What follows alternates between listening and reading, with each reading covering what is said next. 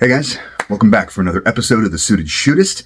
This week, we are going to go way back, and we're going to talk about the pants rule.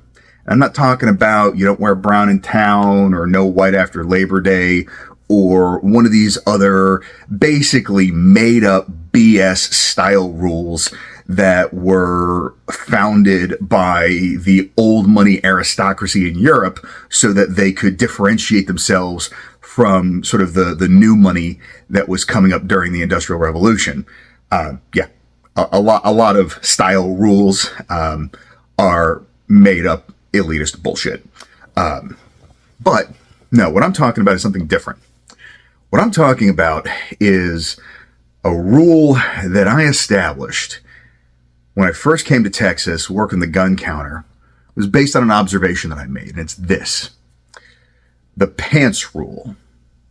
The pants rule is, if someone in your life has seen you without your pants on in any capacity, you may not be the best person to try and teach them anything, particularly things like firearms related topics. And here's my logic behind it, because I had put this up on Facebook a couple months ago and I got a whole lot of pushback. And, you know, again, as with all rules, there are certainly exceptions.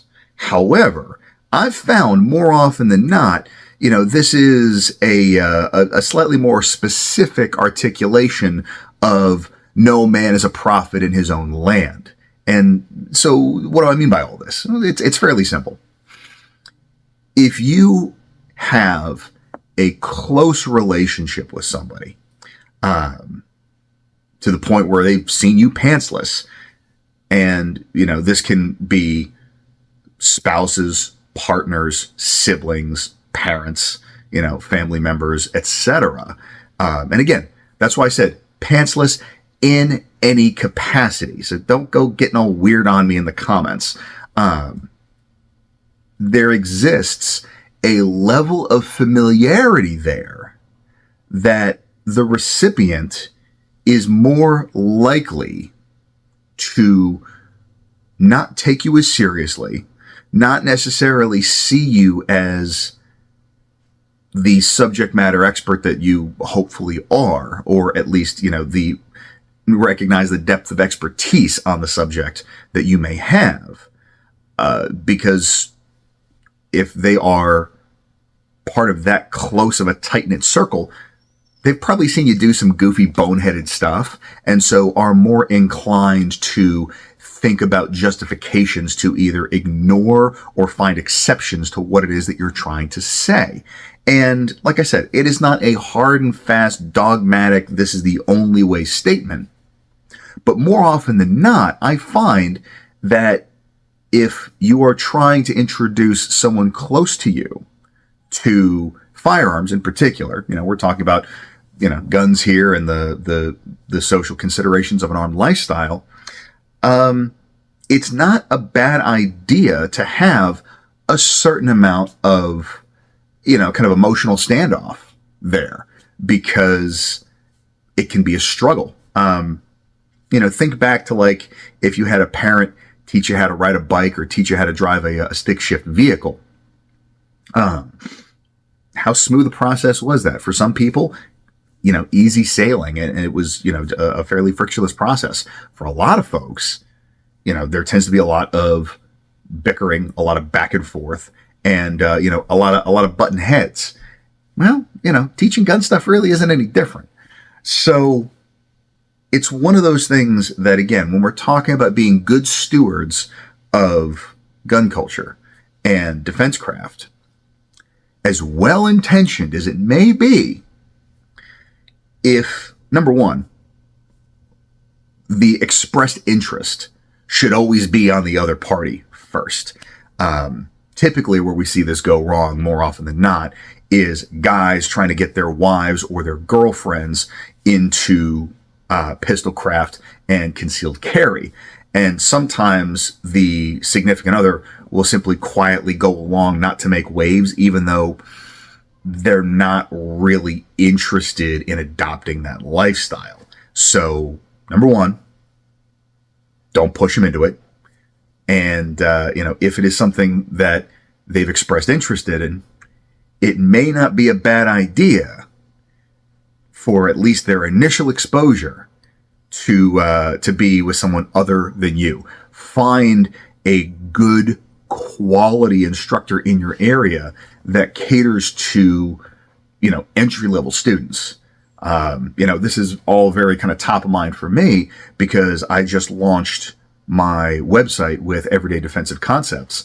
And my focus is quite literally on people who may have never touched a gun before, because I've introduced people like that to shooting. I've worked with people who just being in an indoor gun range and the concussion coming off of the muzzle was so sensorily overwhelming to them.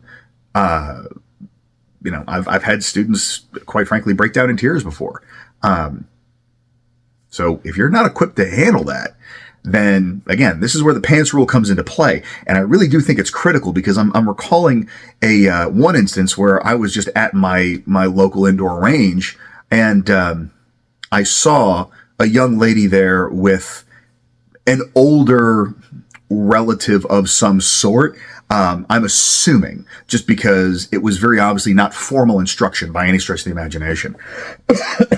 And, because of the age difference, and a couple other things that will become clear here in a moment, that's kind of just what it looked like. Either dad, uncle, maybe grandfather, something like that. And the guy was just, in the stall, blasting away, having a grand old time. And this poor young lady was just kind of, hurtled and hunkered, visibly very uncomfortable. You could tell she didn't want to be there. And the gentleman that she was with, there was no comfort or support being offered. I don't know if he was completely oblivious to it, or if he was like just so myopic as to say, well, just suck it up kind of thing. But if that was her first introduction to gun culture, there's a very good likelihood that she probably ain't coming back. So that's, again, brings us back to this whole thing. I 100% support enthusiastically introducing as many people to this as possible, but it needs to be done in the right way, because just because it's well intentioned doesn't mean that it lands the way that we want it to. And, sometimes you got to set your pride aside and recognize that while you very well may have more capability, you very well may have more experience, you very well may have more information than a third-party gateway instructor. Sometimes that distance might be what's needed. Or I've met some very high-level shooters that have a real low EQ, and they are very well suited to teaching gun-carrying professionals whose job it is to hunt down bad people and shoot them in the face. They're great at that. I'm not going to send my mother to go learn from them, because it's not going to be a productive or positive experience. And, there's a lot of talk in this whole space about staying in your lane. In order to stay in your lane, you got to know your limitations. And, cool, if you got a 2-second build drill, but you can't empathize with someone who is terrified to the point that they are frozen of simply being in the presence of a firearm, let alone, discharging one on their own, you might not be the right person to teach gun stuff, at least at the entry level. It's an extreme example, but that's where the pants rule came from. I saw so many boyfriends, husbands, dads, trying just and failing miserably. So that's why I came up with the pants rule.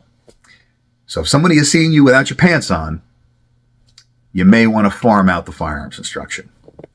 What do you guys think? go ahead, have at me in the comments. I know there's going to be some strong opinions on this one, so I want to hear it. Other than that, I hope everybody has a fantastic week. Stay dangerous, stay sharp.